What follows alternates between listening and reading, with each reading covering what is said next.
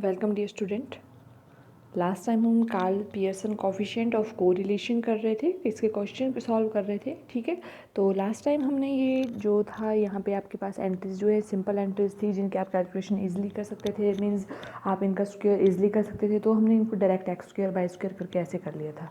अब बात आती है कि अगर आपके पास जो यहाँ पे डाटा दिया है अगर वो नंबर बड़े हैं, जैसे आपके पास ये है 43, 54, 85, तो इनका स्क्वायर करना थोड़ा टिपिकल होगा, इसलिए हम जो है वो dx वाला फॉर्मूला यूज़ करते हैं। ठीक है, तो इसका यूज़ करेंगे, दैट मीन्स आपको फिर जो जो फॉर्मूले के अकॉर्डिंग आपको चाहिए वो आप कॉलम बनाओगे। सबसे पहले दैट इज ये आपके पास एंट्रीज दी हैं एक्स वाई। ठीक है, dx निकालना है, एक dy चाहिए आपको, dx स्क्वायर चाहिए, dy स्क्वायर चाहिए, और एक कॉलम dx इंटू dy बनाना है। आपने बना लिए कॉलम, अब अपने वैल्यू फाइंड आउट करनी है। ठीक है, और ये सारे कॉलम हमने क्यों बनाए, ये देखो फॉर्मूला है आपका, मैंने बोला है कि फॉर्मूला लर्न करना है, इसके अकॉर्डिंग जो जो रिक्वायरमेंट है वो आपने लेनी है। फॉर्मूले में ध्यान से आपने चीज़ें पुट करनी है कि हाँ हमें क्या बोला गया है।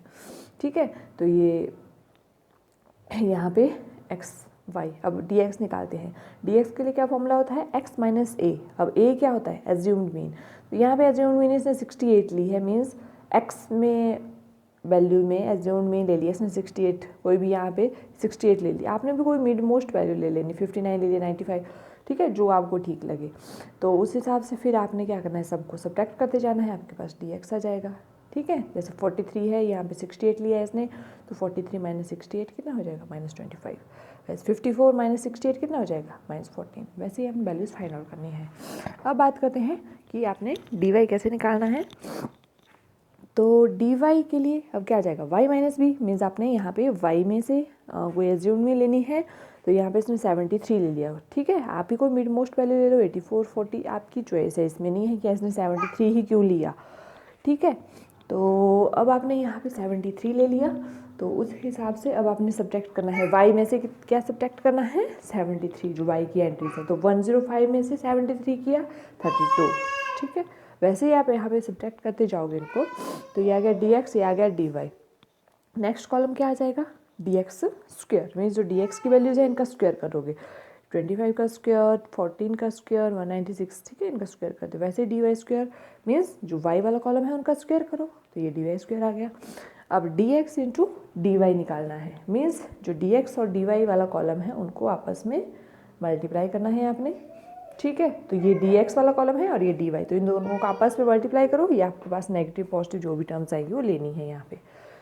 अब आपने सबका सम करना है, यहाँ पे समीशन करते जाओ, summation d x, summation d y, d x square, सबका सम किया यहाँ पे। Now Karl Pearson coefficient of correlation is given by, तो ये फॉर्मूला है n summation d x d y minus summation d x into d y. तो ये यहाँ पे डी एक्स डी वाई का सम कितना आ रहा है, ये आ रहा है यहाँ पे, तो इसकी वैल्यू यहाँ पे आएगी।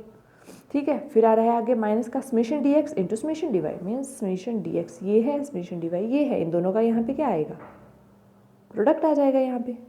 ठीक है, वैसे डिनोमिनेटर में चला N summation D x square minus summation D X का whole square under root, N summation D Y square minus summation D Y whole square under root. तो यहाँ पे डी एक्स स्क्वायर और डी एक्स का whole square, ध्यान रखना है इन चीज़ों का। ठीक है, तो यहाँ पे डी एक्स स्क्वायर का सम हो रहा है, तो ये आएगा यहाँ पे, और आगे D x summation D X का होल स्क्वायर होगा, तो डी एक्स ये है 44, इसका होल स्क्वायर आएगा यहाँ सेकंड टर्म्स में, 44 का होल स्क्वायर। ठीक है, ये देखो नीचे यहाँ 44 लिया है, डी एक्स का स्क्वायर 2676, और एन जो है नंबर ऑफ टर्म्स देखनी है, कितने टर्म्स हैं, ये 10 टर्म्स हैं सारी की सारी, तो स्मॉल एन क्या होगा, नंबर ऑफ टर्म्स। ऐसे ही N summation D Y square minus summation D Y का whole square under the root. तो अब आपने इनको सिंप्लीफाई करना है, लास्ट में अंडर रूट निकाल के ओवरऑल सॉल्व करके आ जाएगा -0.98।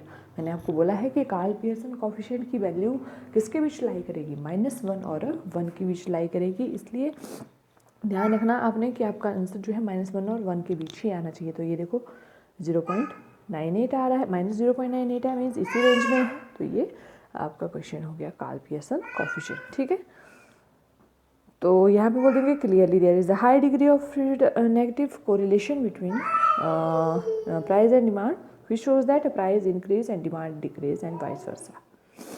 ठीक है, तो ये क्वेश्चन आपने ट्राई करने हैं। Karl Pearson coefficient of correlation मैंने आपको करा दिए, कल हम स्पीयरमैन कोएफिशिएंट ऑफ कोरिलेशन करेंगे। ठीक है, या फिर रैंक कोरिलेशन जिसको बोलते हैं।